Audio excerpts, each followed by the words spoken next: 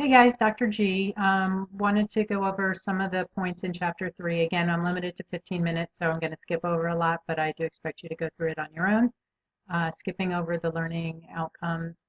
And the focus of the chapter is on environments in which the business operates. And those are broken into very generally external environments and internal environments. The book primarily talks about external environments. So in the video that I included for this week, I focused on internal aspects of the environment. But in particular, there's a discussion about environmental change, environmental complexity, resource scarcity, and uncertainty. Those are the primary external environmental situations that influence the business. When we talk about environmental change, it has to do with the rate at which the company's general and specific, general being the overall environment, specific being those environments that are particular to that company or that industry, etc. And environmental change can either be stable or dynamic. And by stable, we mean it's kind of slow, predictable, steady paced. Dynamic has to do with the faster or more sudden changes. And so when we're looking at environmental change, there's something called the punctuated equilibrium theory, which basically says that it's not an either or. So it's not that things are either stable or dynamic. There's usually a little bit of both. And a good example of that is Apple. So prior to the invention or marketing of the first iPhone, Apple was pretty much steady state, very stable level of growth, maybe even a tad bit of decline. And then they introduced the first iPhone, and boom, that was the beginning of a lot of dynamic change. And then that stabilized, and then boom, they introduced the iPhone 2, and so on and so forth. So it's usually a little bit of both, not either or. Environments are also categorized as either simple or complex. Simple meaning that there's either few environmental factors that affect the organization, or that there's not a lot of influence of those factors, whereas complex environments are those characterized by situations where a lot of environmental factors influence organizations. So for example, if you compare the same type of company, one operating only domestically and one operating internationally, the one operating internationally is inherently more complex because it's subject to things such as fluctuations in currency, etc., exchange rates, and so forth. Another factor that influences the relevance of the environment is resource scarcity. Scarcity has to do with the abundance or shortage, it's usually shortage, of a critical resource in the organization's external environment. So it could be something that the organization needs to manufacture its products or services, or it could be something in the environment. So maybe consumers don't have a lot of money. So money is the scarcity, or disposable income is the scarcity. But in either case, it affects the organization's profitability. Uncertainty has to do with the extent to which managers understand and can predict external changes that affect the environment. So, for example, going back to the issue I mentioned about operating internationally, the key reason why an international organization faces more complexity is because there's greater uncertainty. Things can happen, say you're doing business in South America, there's usually a less politically stable environment, and that causes currency fluctuations to be more frequent and more extreme. So operating under uncertainty makes life a lot more difficult in businesses, but all businesses have to deal with some level of uncertainty. That's sort of the goal. This chart kind of shows the interrelationship between environmental change, environmental complexity, and resource scarcity. Basically, it kind of goes, from left to right. In the leftmost bar, all of those factors are low. Environmental change is rare or small. Complexity is not that great, and there's no scarcity on resources. And then moving to the middle bar, all three of those components are sort of moderate ranged, and in the far right, all three are pretty significant. In reality, and although this chart represents all of them being equal. So it's either at the left, all three are very low, and on the right, all three are very high in magnitude. In reality, you could have a great degree of resource scarcity, but not operate in a highly changing environment. So something to keep in mind. This is a simplistic representation. Okay, environments also differ in the extent to which they're considered general environments, so things that affect all businesses versus specific environments. So if you're operating in certain industries, you may have industry regulations that come into play. So, or, say you're a gun manufacturer, you're going to have to deal with advocacy groups that are anti-gun. You also have competition and that customers, suppliers. These are things that are specific to your industry. And then beyond that, the things outside of the sphere, it's not really clear that this is actually part of your environment in this diagram, but everything outside of that is still part of your environment, but those are factors of your environment that affect all organizations.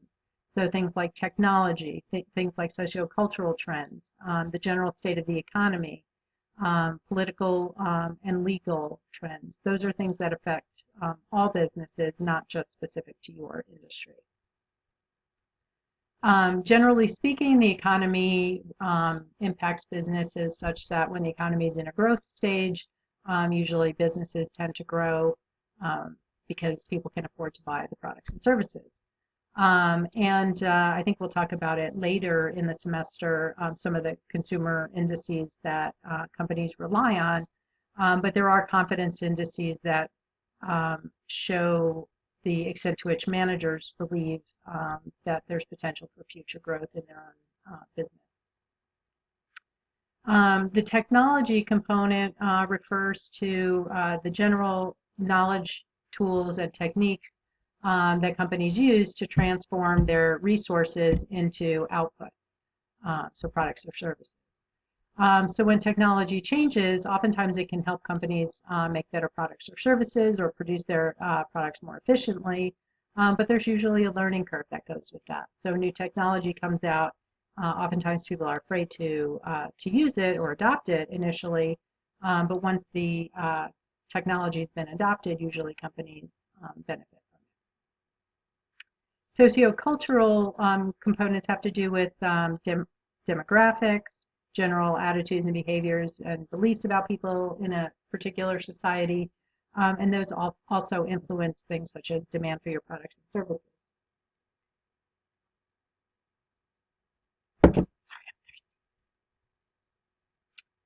The political legal component has to do with legislation, Supreme Court decisions, et cetera, that govern and regulate business behaviors. Oftentimes managers make decisions completely unaware of some of these factors. One example that comes to mind, I'm an HR person, so I was very pleased to see that they used HR-related decisions. Oftentimes managers have no clue how to protect their company against potential claims of discrimination, for example, in hiring, firing, and recruiting. So the specific environment, as I had alluded to in the previous diagram, refers to things like customers, competitors, suppliers, industry regulations, and advocacy groups, things that are very specific to your industry. So I mentioned before, if you're a gun manufacturer, advocacy groups such as, I think it's Moms Against Gun Violence, would be very significant to your industry, but would really be meaningless or play very little role to a consulting organization or a company in the higher education industry. The customer component really refers to the fact that you need to look at customers both in terms of reactive, so what have people done in the past? So you sort of look at purchasing trends, buying trends, trends in who recommends which products to their friends, et cetera, as well as the proactive customer monitoring, which has to do with being able to identify and predict future trends before they occur.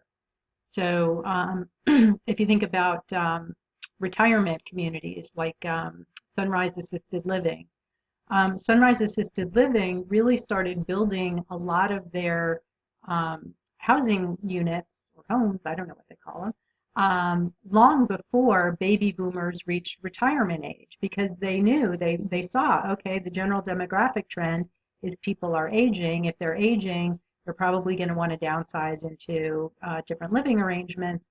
So by proactively monitoring their environment, they were able to capitalize on great opportunity. The competitor component has to do with looking at other companies that operate in the same industry that sell similar products and services. So typically you want to do a competitive analysis. So you want to look at what are your competitors doing in terms of, well, firstly, identifying who your competitors are. And secondly, looking at how their pricing strategy, looking at how they attract employees, and kind of figuring out what they're doing right and what they're not doing right so that you can sort of find your niche rather than being redundant with something your competitors are doing. Suppliers, whoops, for some reason my screen's not capturing it all. Suppliers are the organizations that provide material, human, financial, and informational resources to other companies. And the slide distinguishes between supplier dependence and buyer dependence. So if you, well, you probably weren't alive in the 80s, but one of the reasons why Japanese auto manufacturers became so successful in the 80s relative to the U.S. automobile industry is in the U.S. We had a huge amount of supplier dependence for steel. Which meant that we were paying a boatload of money to get steel to build cars, and our steel suppliers were actually providing inferior quality steel relative to Japanese auto manufacturers.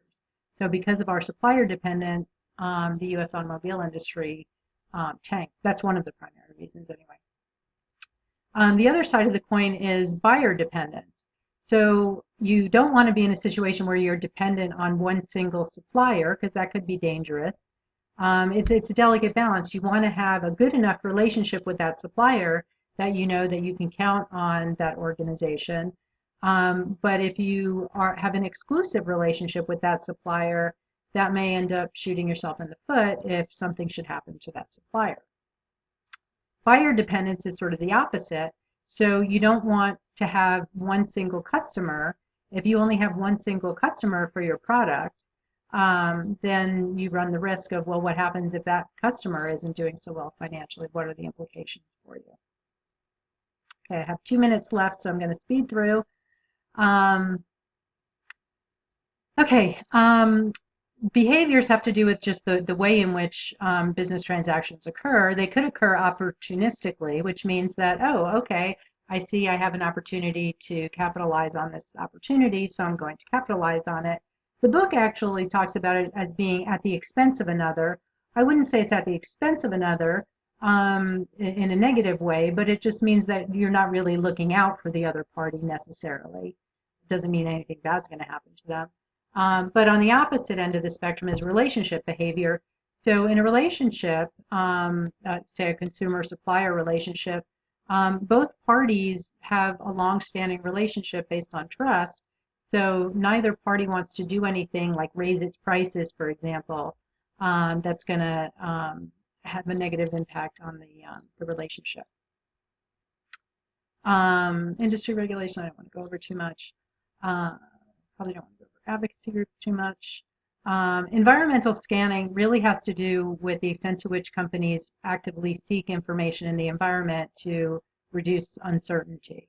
So you always need to be on the lookout for what's going on in the business world, what's going on in the economy, political, legal changes, etc. I always encourage students, read the newspaper. There's no better way to get a sense of what's going on in the environment than reading the newspaper. And once you've looked at the environment, you sort of have to assess, well, is what's going on in the environment a threat to the existence of our business, or is it an opportunity? So we might generally think of downturns in the economy as being a threat. Usually it means bad news, but it could be an opportunity. It means people are more likely to be unemployed, so you might be able to hire people at a lower rate, for example. I'm out of time, so that's it for today. Bye bye.